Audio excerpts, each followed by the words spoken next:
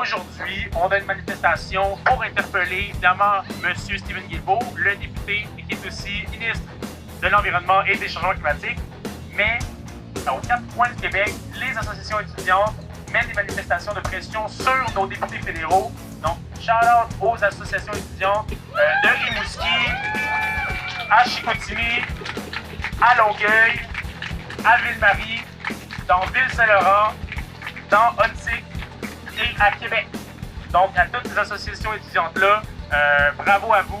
C'est grâce à vous que cette pression-là et cette campagne qui ne fait que commencer va aller de l'avant et qu'on va gagner notre objectif.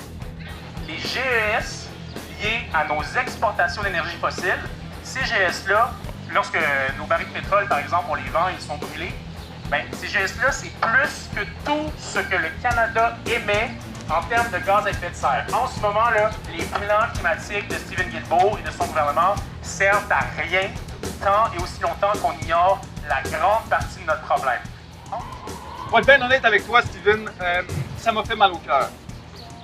Mal parce qu'à peine 3 jours auparavant, le dernier rapport du GIEC nous disait que chaque nouveau projet pétrolier lancé allait constituer une menace directe à notre possibilité d'un avenir viable.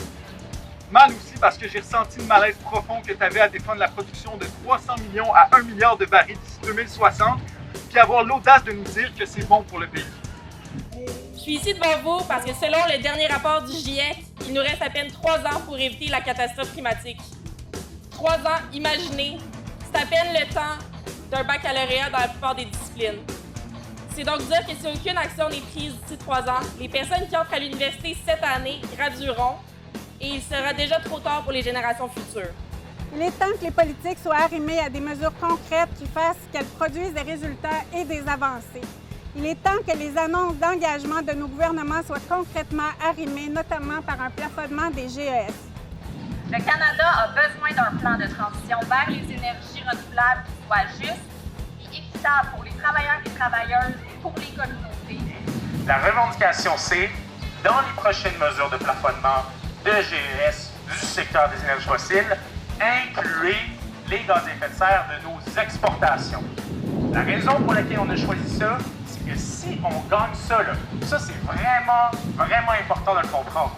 Si on le gagne, ça aurait un impact fondamental sur l'action climatique canadienne. Ça serait le plus grand impact qu'on pourrait avoir sur nos GS au pays. On se gêne plus de le dire aujourd'hui. Cet enjeu-là, c'est la priorité climatique numéro 1 au pays.